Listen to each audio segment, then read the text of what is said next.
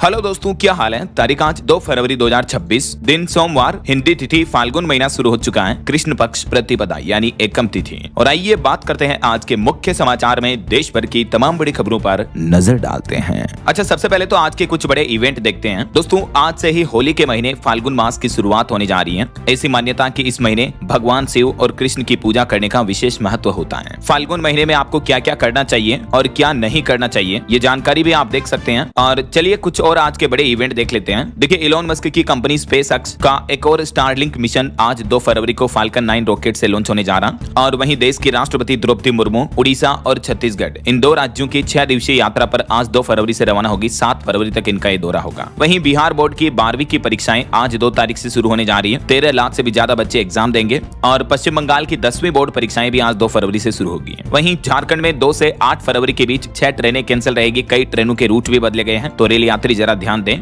और 2 फरवरी से आज बिहार विधानमंडल का बजट सत्र भी शुरू होने जा रहा, जो कि 27 फरवरी तक चलेगा। और किसानों को लेकर भी एक बड़ा अपडेट आ रहा। किसानों की डिजिटल पहचान सुनिश्चित करने के लिए सरकार आज से ही एक बड़ा अभियान शुरू करने जा रही है। फ्री में बनेगी किसानों की फार्मर आईडी। 2 फरवरी से शुरू होगा फार्मर रजिस्ट्री का महाअभियान। 2 से 6 फरवरी तक अलग अलग जिलों में विशेष अभियान के तहत किसानों का पंजीकरण किया जाएगा। बिहार सरकार की यह नई पहल है। इस अभियान से किसानों की डिजिटल पहचान होगी। वैसे ध्यान रखें, फार्मर रजिस्ट्री के बिना अब आपको पीएम किसान सम्मान निधि योजना की 2,000 रुपए की धनराशि भी नहीं मिलेगी। तो जो किसान अभी भी जुड़े नहीं है, वो इस अभियान के अंतर्गत अपना फार्मर रजिस्ट्री फार्मर आईडी जरूर बनवा ले, है ना। चलिए अगला अपडेट देखिए। लद्दाख एक्टिविस्ट सोनम वांगचुक केस पर भी आज सुप्रीम कोर्ट में 2 फरवरी को उनकी हिरासत की वैधता पर सुनवाई होगी। और वहीं मुस्लिम भाई लोगों के लिए अपडेट है। हज यात्री अब खुद अपनी फ्लाइट की तारीख तय कर सकेंगे, लेकिन इसके लिए 2 फरवरी तक बुकिंग जरूरी है। हज कमेटी की तरफ से यह अपडेट दिया गया। और बिहार में राजस्व कर्मचारियों ने सरकार के खिलाफ खोला मोर्चा। आज 2 फरवरी से हड़ताल का भी ऐलान किया बिहार राजस्व सेवा संघ की तरफ से। वहीं मौसम विभाग की तरफ से भी एक बड़ा अपडेट सामने आ रहा दोस्तों। आज उत्तर भारत के 7 राज्यों में भारी बारिश, आंधी, तूफान, ओलावृष्टि की चेतावनी है। 50 किलोमीटर प्रति घंटा की रफ्तार से हवाएं चलेगी। किन किन राज्यों में बारिश होगी, ओले गिरेंगे, आगे मैं आपको बताऊंगा और भी पूरे मौसम समाचार विस्तार से। और अगला अपडेट देखिए, किसान आंदोलन पर बड़ी खबर आ रही है। आज 2 फरवरी को दिल्ली अमृतसर हाईवे जाम करेंगे किसान भाई लोग। वैसे पहले यह आंदोलन 30 जनवरी को होना था, लेकिन किसानों ने इसकी तारीख बदली और अब आज 2 फरवरी को किसान भाई लोग अपनी कुछ मांगों को लेकर ये हाईवे जाम करेंगे, आंदोलन करेंगे। और उत्तर प्रदेश में भी 69,000 शिक्षक भर्ती मामले में युवा अभ्यर्थी 2 फरवरी को यूपी की राजधानी लखनऊ में धरना देंगे, विधानसभा का घेराव भी करेंगे। और इस बार तो उनके इस धरने में अभ्यर्थियों के परिजन भी शामिल होंगे। चलिए अगला अपडेट देखिए दोस्तों। बिना रुके अब आपका टोल टैक्स कट जाएगा। देश का पहला बैरियर फ्री टोल प्लाजा भी गुजरात राज्य में बनकर तैयार हुआ है और इसका ट्रायल आज 2 फरवरी से ही शुरू होने जा रहा है। गुजरात में देश का पहला multi lane barrier free toll collection system पूरी तरह से तैयार हो चुका है। तो इसका ट्रायल अगर सफल रहता है तो केंद्र सरकार की तरफ से हाईवे पर यात्रा को और तेज स्मार्ट करने के लिए पूरी तरह से ये डिजिटल टोल सिस्टम शुरू करने का प्लान बनाया है। इस साल 2026 में हजारों टोल प्लाजा को एआई सिस्टम के अंतर्गत अपग्रेड किया जाएगा ना। चलिए अगला अपडेट देखिए। हरियाणा राज्य की कैबिनेट बैठक होगी आज 2 फरवरी को तय होगा हरियाणा के बजट सत्र की तारीखों का ऐलान भी। और वहीं दोस्तों जम्मू कश्मीर में भी राज्य का बजट सत्र आज से शुरू होगा। 6 फरवरी को बजट पेश करेंगे मुख्यमंत्री उमर अब्दुल्ला। अच्छा, वैसे बजट की बातें हो ही रही है तो आपको पता होगा बीते दिन हमारे देश में वित्त मंत्री निर्मला सीतारमण की तरफ से देश भर का यूनियन बजट भी जारी कर दिया है। वैसे तो बजट के हाइलाइट्स मैंने आपको कल दिन में ही बताए थे डीएलएस न्यूज चैनल पर, लेकिन कुछ और ऐसे अपडेट्स हैं जो बजट से जुड़े हैं, तो फटाफट से पहले उनको जान लेते हैं। 5 मिनट एक बार बजट पर नजर डाल लेते हैं और उसके बाद आगे बढ़ेंगे आज की बड़ी खबरों की तरफ। ठीक है, तो देखिए पहला अपडेट। अब 1 लाख रुपए तक के ब्याज पर बैंक स्तर पर कोई भी टीडीएस कटौती नहीं होगी।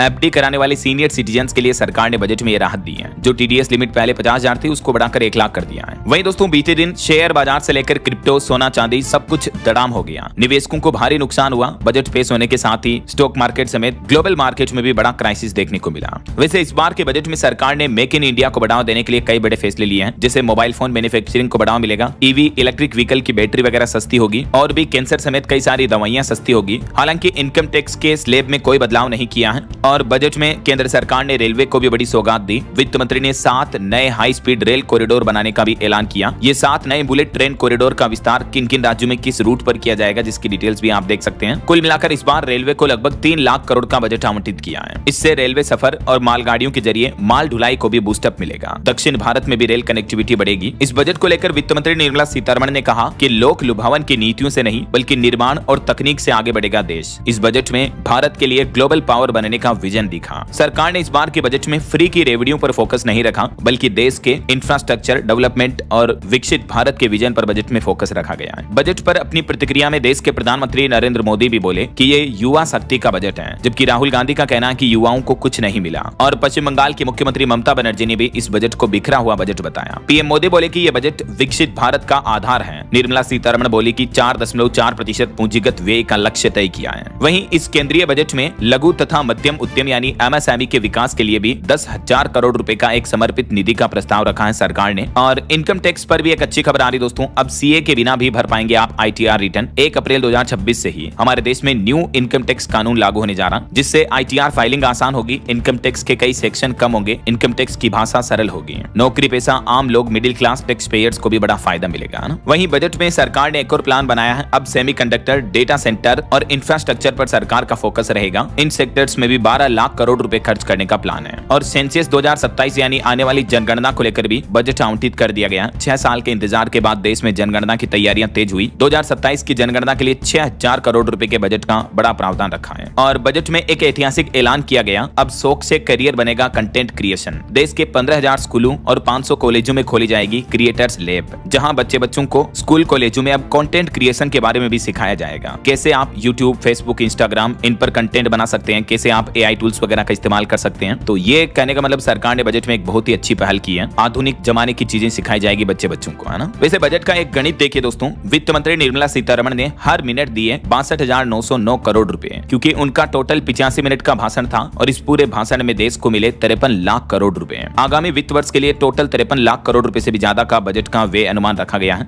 दोस्तों, बजट 2026 के अनाउंसमेंट्स के बाद मार्केट्स में चेंजेस देखने को मिले हैं। हर साल बजट का इंपैक्ट इकोनॉमी पर काफी होता है। ऐसे में अगर आप इन्वेस्टर या ट्रेडर हैं, तो आपको अपनी स्ट्रेटेजी को मार्केट के हर शिफ्ट के लिए रेडी रखना होगा। जब मार्केट में कोई मेजर चेंज हो, तो सबसे जरूरी चीज होती है सही टूल्स और सपोर्ट। और यह सपोर्ट आपको मिलता है BlinkX जैसे ट्रेडिंग प्लेटफॉर्म के साथ, जो आपके ट्रेडिंग और इन्वेस्टिंग एक्सपीरियंस को आसान बनाता है। BlinkX एक पावरफुल और easy to use trading platform है, जो ट्रेडर्स और इन्वेस्टर्स को जीरो ब्रोकरेज के साथ एडवांस्ड ट्रेडिंग सपोर्ट देता है। और दोस्तों, BlinkX अभी अपने न्यू यूजर्स को दे रहा है 2 मंथ्स का जीरो ब्रोकरेज प्लान, वो भी बिल्कुल फ्री। इस प्लान के अंदर आप F&O, equity delivery, intraday, currency और IPOs सभी सेगमेंट्स में पूरे 2 महीने तक बिना ब्रोकरेज के ट्रेड कर सकते हो। BlinkX ऐप के अंदर आपको मिलता है free research and market insights, जहां एक्सपर्ट्स रियल टाइम अपडेट्स के साथ आपको बताते हैं स्टॉक्स के एंट्री एग्जिट लेवल्स, वो भी क्लियर टाइम फ्रेम विजिबिलिटी के साथ। तो ऑप्शंस ट्रेडर्स के लिए BlinkX का flash trade feature specially useful है। ATM, at the money, highest OI, open interest और मोस्ट ट्रेडेड कॉन्ट्रैक्ट्स जैसे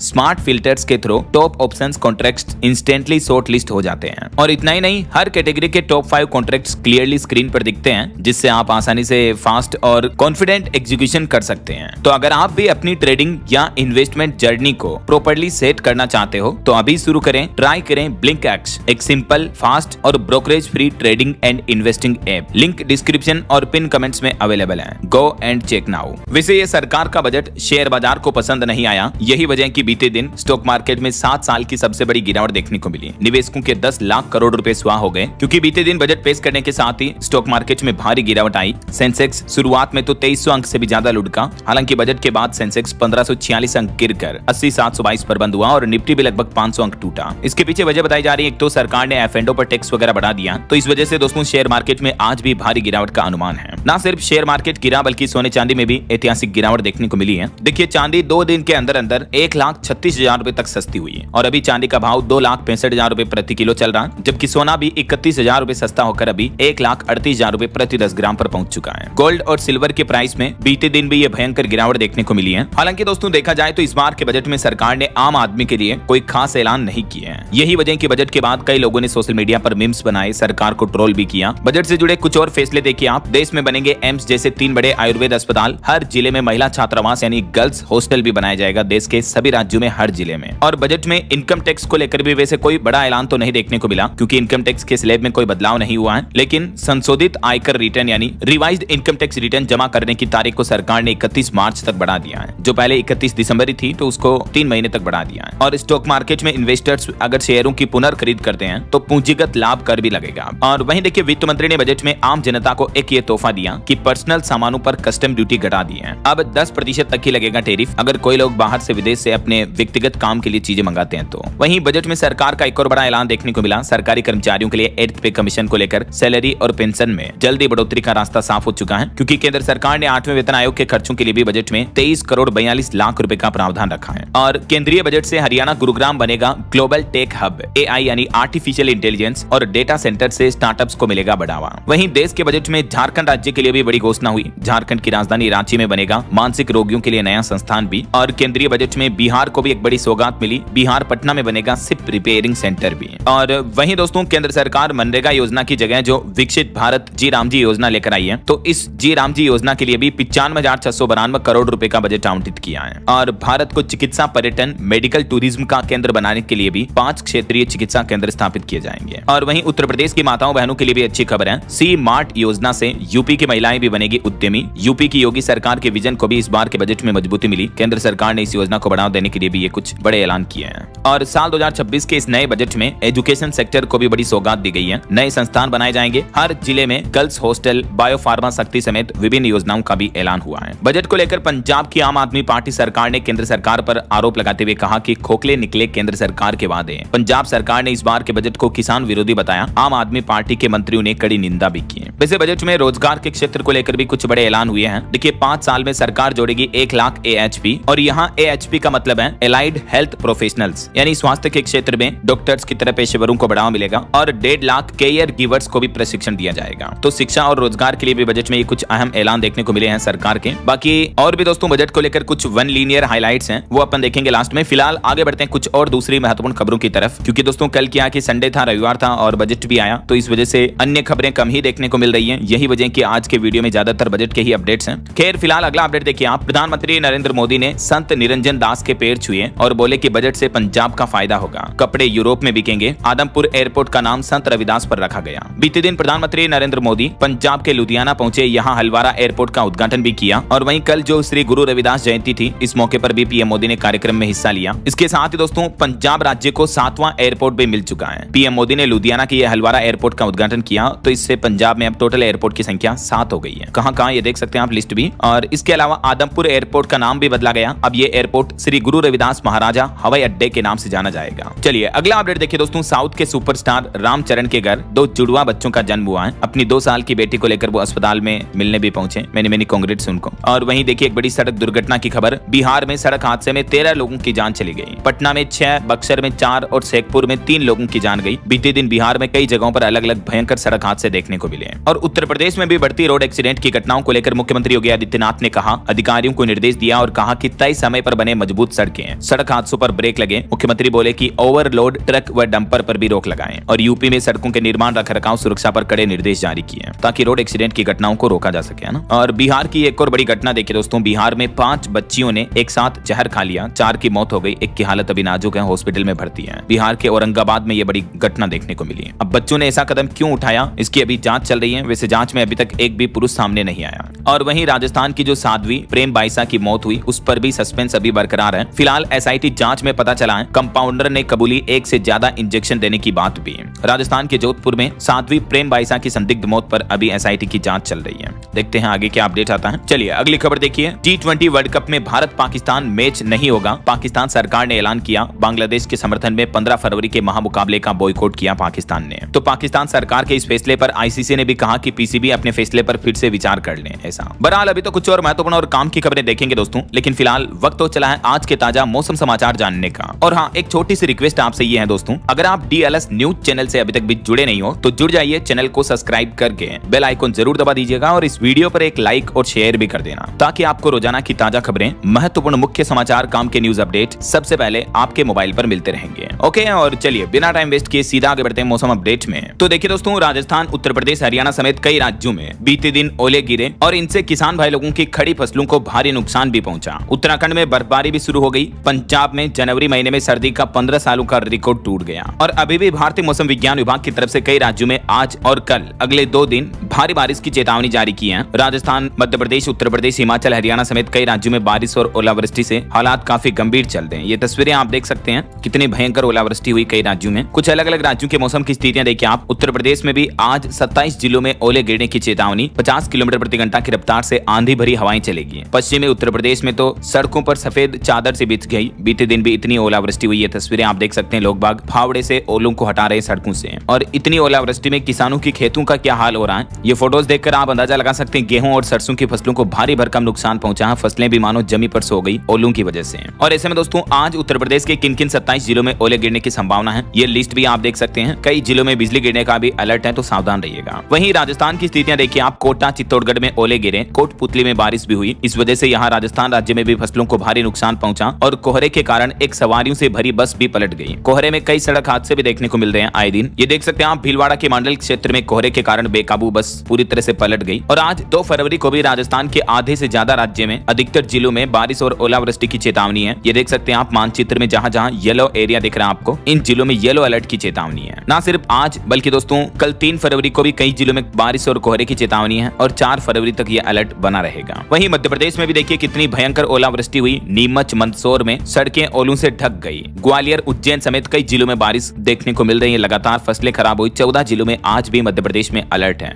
ये पूरी सड़क की तस्वीर देखिए दोस्तों, इतने ओले गिरे कि पूरी सड़क सफेद हो रही है। घरों के बाहर से भी लोग बाग ओलों को ये फावड़े से हटा रहे हैं, वरना गेट भी बंद हो गए लोगों के। अच्छा आप देखिए छत्तीसगढ़ में भी बढ़ेगा पारा, यानी छत्तीसगढ़ राज्य में थोड़ा तापमान बढ़ेगा। अब अगले 3 दिन मौसम ड्राई रहेगा, सूखा रहेगा। छत्तीसगढ़ में फिलहाल बारिश वगैरह की चेतावनी नहीं है, लेकिन इधर बिहार में गोपालगंज बगहा में घना कोहरा छाया हुआ है। 12 जिलों में और कोहरे का अलर्ट है। रात के तापमान में गिरावट हुई, पछुआ हवाओं ने ठंड बढ़ाई। झारखंड में भी मौसम शुष्क रहेगा, सुबह सुबह हल्का कोहरा छाया रहेगा। अगले 4 दिनों में 4 डिग्री तक चढ़ेगा पारा। तो वहीं हरियाणा के भी कई जिलों में बारिश और करनाल में ओले गिरे। यहाँ भी इतनी ओलावृष्टि हुई कि पूरी जमीन मानो सफेद हो गई, फसलों को नुकसान पहुंचा। और आज भी हरियाणा के 17 जिलों में बारिश और ओले का अलर्ट है। मौसम को देखते हुए मौसम वैज्ञानिकों की तरफ से किसानों की फसलों के लिए भी ये सलाह और चेतावनी दी गई है। 1, 2 और 3 फरवरी तक हरियाणा में भी मौसम में आपको बदलाव देखने को मिलेगा। अच्छा पंजाब में देखिए इतनी ठंड पड़ रही कि 15 सालों का रिकॉर्ड टूट गया। संगरूर में धुंध में पेड़ से टकराई बस, 7 लोग घायल हो गए। और पंजाब के भी आज सभी जिलों में बारिश की चेतावनी है। पंजाब और चंडीगढ़ दोनों ही जगहों पर फरवरी की शुरुआत में ही मौसम ने करवट ले ली है। पहाड़ी राज्यों की बात करें दोस्तों, तो हिमाचल प्रदेश में आज रात से एक्टिव होगा नया वेस्टर्न डिस्टर्बेंस। इस वजह से बारिश, बर्फबारी और तेज तूफान का भी अलर्ट है। बिलासपुर में घना कोहरा भी छाया हुआ है। वहीं उत्तराखंड में भी देखिए गंगोत्री यमुनोत्री में बर्फबारी शुरू हुई। 8 जिलों में बारिश की चेतावनी, 6 जिलों में हाई अलर्ट है। और उत्तराखंड के कुछ मैदानी इलाकों वाले जिलों में तो बिजली गिरने की भी चेतावनी है। 4 फरवरी तक मौसम खराब रहेगा। बाकी और भी दोस्तों अगले 24 घंटों के दौरान देश भर में मौसम की संभावित गतिविधियां क्या रह सकती हैं, स्काईमेट वेदर की ये रिपोर्ट भी आप देख सकते हैं स्क्रीन पर। 2 और 3 फरवरी को देश के कई राज्यों में बारिश का सिलसिला आपको देखने को मिलेगा, और कई राज्यों में कोहरा और शीतलहर का भी अलर्ट है, तो सावधान रहिएगा। ये भारत के मानचित्र में आप देख सकते हैं। ओके, और चलिए मौसम के बाद आगे बढ़ते हैं अपन खबरों में। देखिए अगली खबर, उत्तर प्रदेश के वाराणसी में इंडिगो विमान को बम से उड़ाने की धमकी दी गई। पेपर पर लिखा कि कभी भी फट जाएगा। तो ये सामने आने के बाद 237 यात्रियों की अब हैंड राइटिंग मैच कराई जाएगी। जो भी यात्री उस वक्त विमान में सफर कर रहे थे, उन सभी की हैंडराइटिंग का टेस्ट किया जाएगा, ताकि पता चल सके कि आखिर ये किसने लिखा, किसने बदमाशी की। और खबर है मुंबई में फिल्म डायरेक्टर रोहित शेट्टी के घर पर फायरिंग की घटना देखने को मिली। 4 लोग हिरासत में लिए गए। फेसबुक पोस्ट में लॉरेंस गैंग के नाम से हमले किए जाने का दावा किया जा रहा है। चलिए अगली खबर आ रही है। उत्तराखंड में बद्रीनाथ धाम के पुजारी बोले कि अविमुक्तेश्वरानंद ही हमारे तो शंकराचार्य हैं, जबकि यूपी के मंत्री ने अभी हाल ही में प्रयागराज माघ मेले विवाद के दौरान कहा था कि हम उनको शंकराचार्य नहीं मानते हैं, सबूत दो।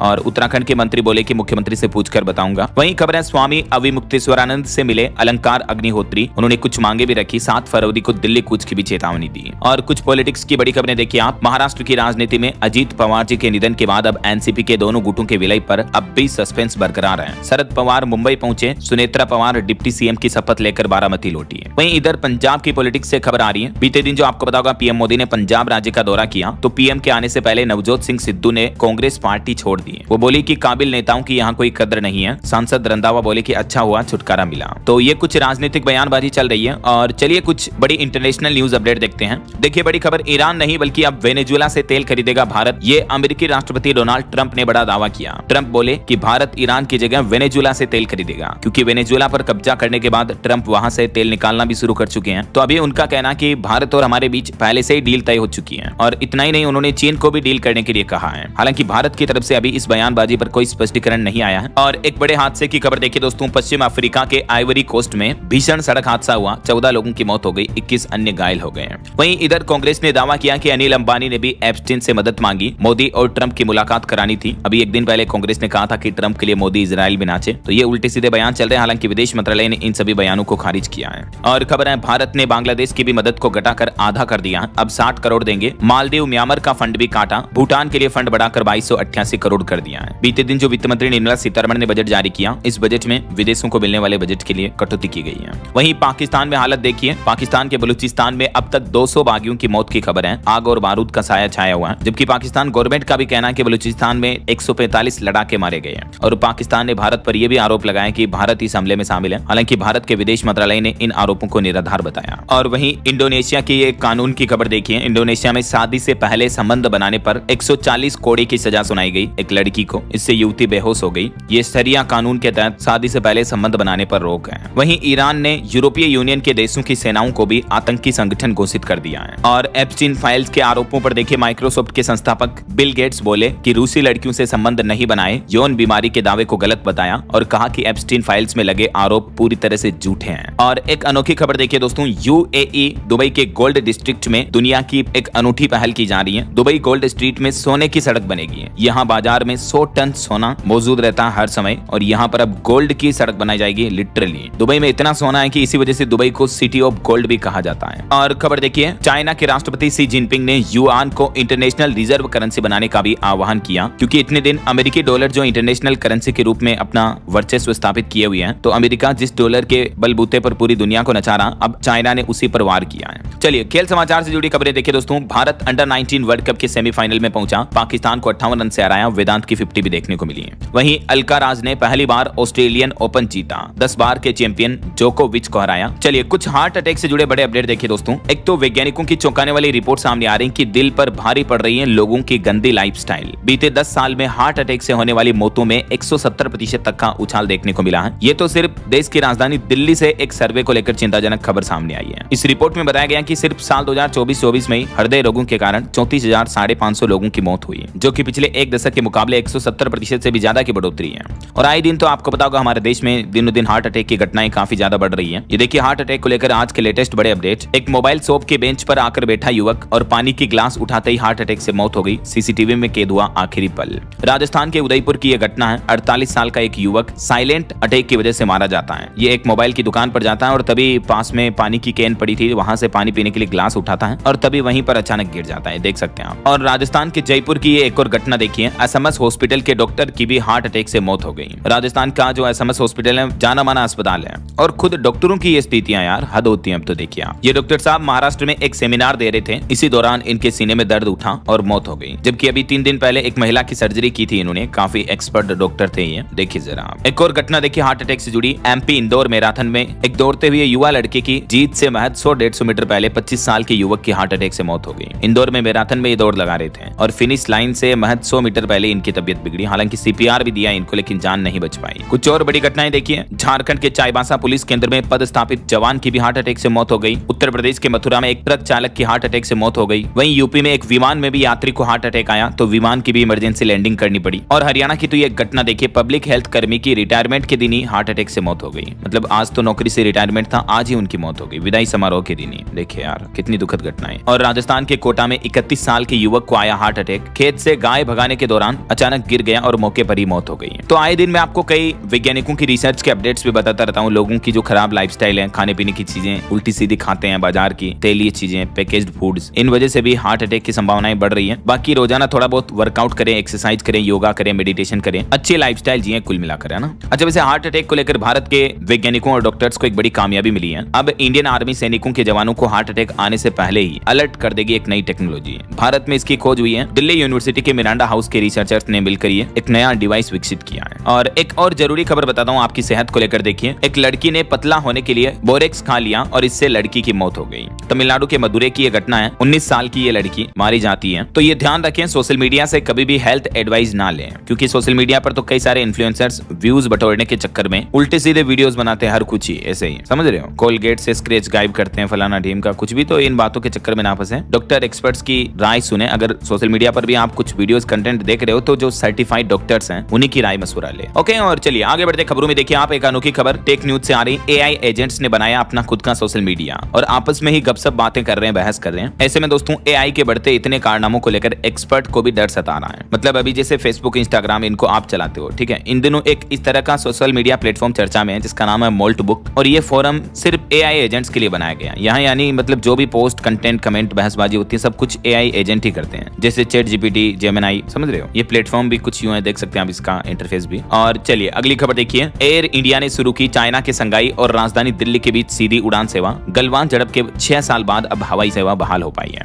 वहीं खबर है दोस्तों, उत्तर प्रदेश में आरटीई के नियमों में बड़ा बदलाव किया है। किराए पर रहने वाले बच्चों को नहीं मिलेगा प्रवेश। आज से ही आरटीई में आवेदन भी शुरू होने जा रहे हैं। आरटीई को लेकर कुछ नए नियम कानून लागू किए गए हैं उत्तर प्रदेश में, देख सकते हैं आप जानकारी। चलिए दोस्तों अगली खबर देखिए। उत्तराखंड के अंकिता भंडारी केस मामले पर अंकिता को न्याय दिलाने के लिए 8 फरवरी को उत्तराखंड के देहरादून में महापंचायत होने जा रही है। और बड़ी खबर देखिए, यूजीसी के नियमों के खिलाफ दिल्ली में बड़ा आंदोलन होने जा रहा। रामलीला मैदान में बीते दिन भी शक्ति प्रदर्शन किया सवर्ण समाज के लोगों ने और घोषणा की है कि 8 मार्च 2026 को रामलीला मैदान में बड़ा आंदोलन होगा। 1 फरवरी को देशव्यापी बंद का भी समर्थन किया। वहीं खबर देखिए, दिल्ली के सरकारी स्कूलों में जॉयफुल लर्निंग की नई पहल। शिक्षा मंत्री ने इसका उद्घाटन किया। बच्चों को नई चीजें सीखने को मिलेगी। और खबर है, दिल्ली के अमृत उद्यान में प्रवेश के लिए अब ऑनलाइन पंजीकरण कराना अनिवार्य होगा इस पोर्टल के माध्यम से। और आपकी हेल्थ पर एक और अच्छी खबर आ रही दोस्तों। दिल्ली एम्स के शोधकर्ताओं की बड़ी सफलता। अब खून की जांच से हो सकेगी अल्जाइमर की शुरुआती संकेतों की पहचान। दिल्ली एम्स के वैज्ञानिकों ने यह सफलता हासिल की है। और मोबाइल फोन का ज्यादा इस्तेमाल करने पर एक खबर आ रही कि मोबाइल इंटरनेट ने लोगों की नींद छीन ली। प्रदूषण ने तोड़ा हमारे शरीर की कोशिकाओं का डीएनए भी। झारखंड के जमशेदपुर में बीते दिन एक कार्यक्रम का आयोजन हुआ जिसमें दुनिया भर के वैज्ञानिकों ने इन चीजों को खतरे का सायरन बताया।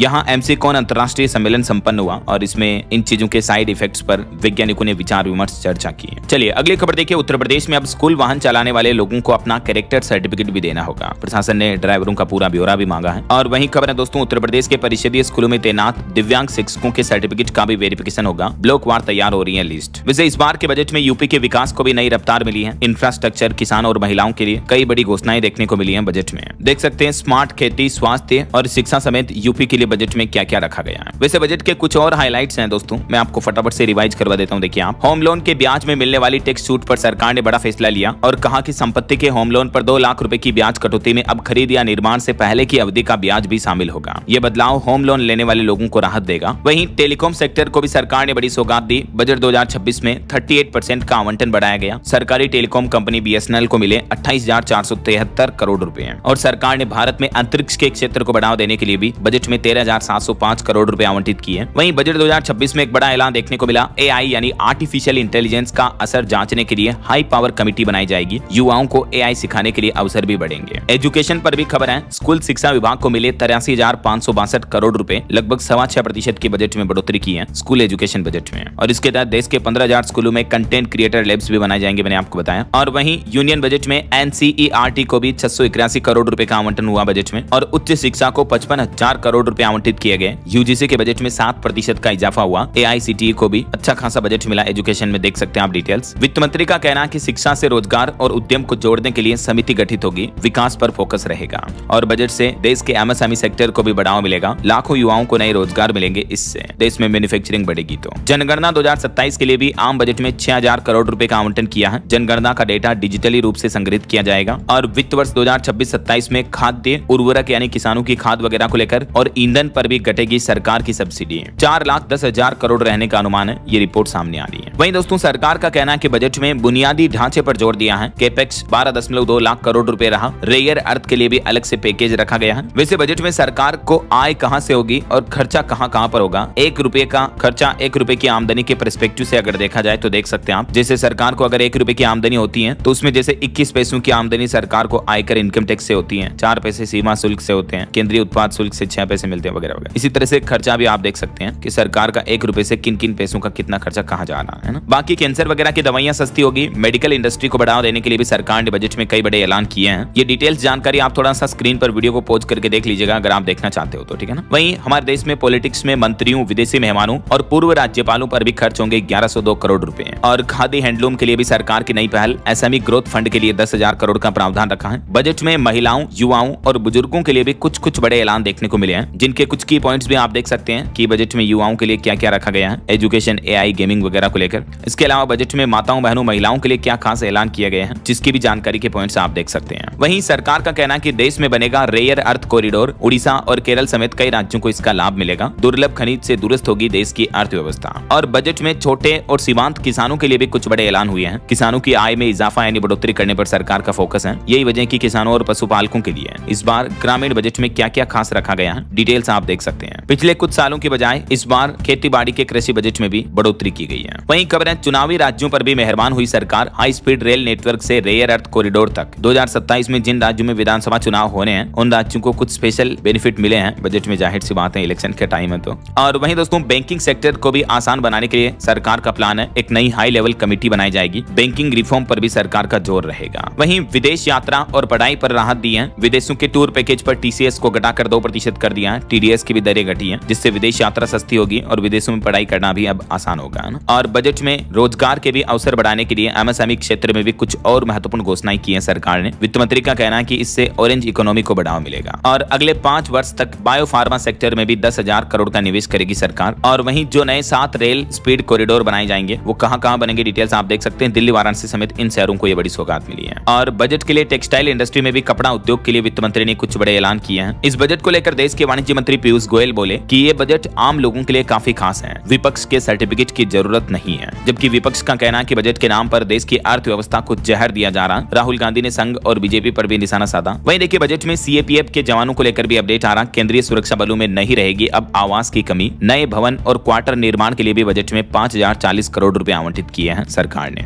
इस बजट के दौरान वित्त मंत्री ने एक और बड़ा ऐलान किया, बोली कि भारत करेगा ग्लोबल बिग कैट शिखर सम्मेलन की मेजबानी भी, जिसमें दुनिया के 95 देशों के प्रतिनिधि शामिल होंगे। वहीं खबर है दुनिया की टॉप सीक्रेट एजेंसियों में शामिल होगा भारत का आईबी यानी इंटेलिजेंस ब्यूरो। इस पर भी 2889 करोड़ रुपए बढ़ा है आईबी का बजट भी। अब हाईटेक होगा देश का खुफिया विभाग, जिला स्तर तक बाज की चील की निगाहें नजर रहेगी। वैसे बजट के बाद क्या सस्ता क्या महंगा हुआ, मैंने आपको बताया था अपडेट डीएलएस न्यूज चैनल पर कल ही। जैसे कैंसर की 17 तरह की दवाइयां सस्ती होगी, इलेक्ट्रिक व्हीकल, सोलर पैनल के दाम घटेंगे, शराब महंगी हो सकती है। इसके अलावा गुटखा, तंबाकू, सिगरेट, जर्दा वगैरह ये चीजें महंगी हुई है। एफएनडो ट्रेडिंग पर टैक्स बढ़ा है। बाकी ये चार्ट में आप देख सकते हैं दोस्तों और भी टेबल में कि बजट से क्या सस्ता और क्या महंगा हुआ, ठीक है ना, ये दोनों लिस्ट दी हुई है। वहीं इस बार भारत सरकार ने डिफेंस के बजट में भी अच्छी खासी बढ़ोतरी की है। ऑपरेशन सिंदूर का असर दिखा, सेना को 1 लाख करोड़ से भी ज्यादा का बजट आवंटित किया है, जो कि पिछले 10 सालों में सबसे बड़ा इजाफा है अब तक का। इंडियन आर्मी के लिए लड़ाकू विमान और इंजनों के लिए भी 64,000 करोड़ रुपए बजट में खर्च किए जाएंगे। तो ये कुछ तो ऑपरेशन सिंदूर के बाद अब सरकार ने रक्षा बजट में बढ़ोतरी की है।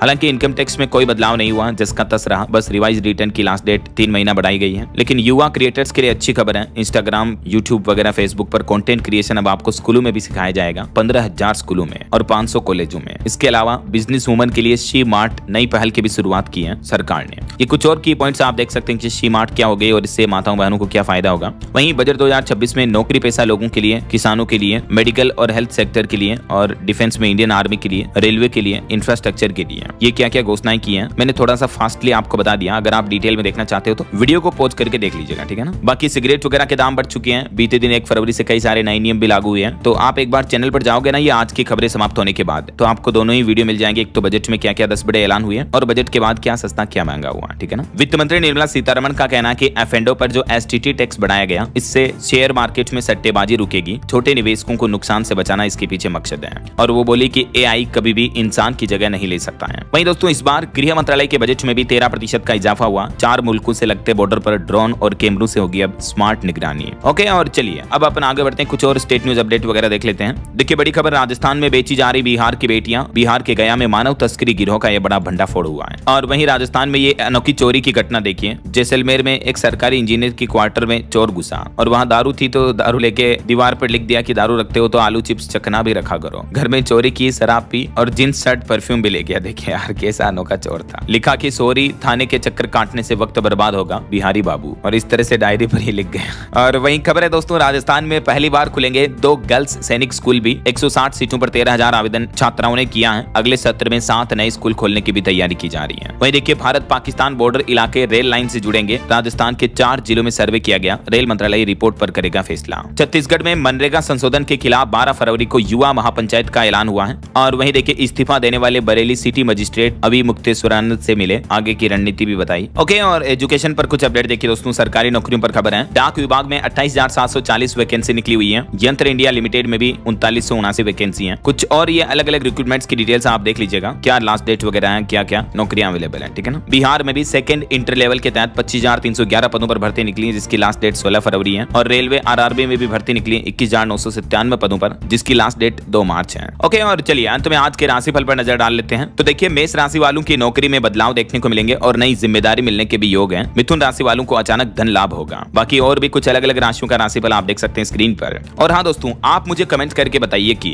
इस बार के बजट को आप 10 में से कितनी रेटिंग देना चाहेंगे। आउट ऑफ 10 आपकी रेटिंग कमेंट करके बताएगा जरूर। और बाकी इस वीडियो को लाइक और शेयर करना, DLS न्यूज चैनल को सब्सक्राइब करके बेल आइकन जरूर दबा देना रोजाना ऐसी इंफॉर्मेटिव जानकारियां, महत्वपूर्ण समाचार देखते रहने के लिए। ओके, ख्याल रखिएगा अपने आप का, अपने परिवार का। मिलेंगे अगले नेक्स्ट अपडेट में, तब तक के लिए जय हिंद, जय भारत, वंदे मातरम।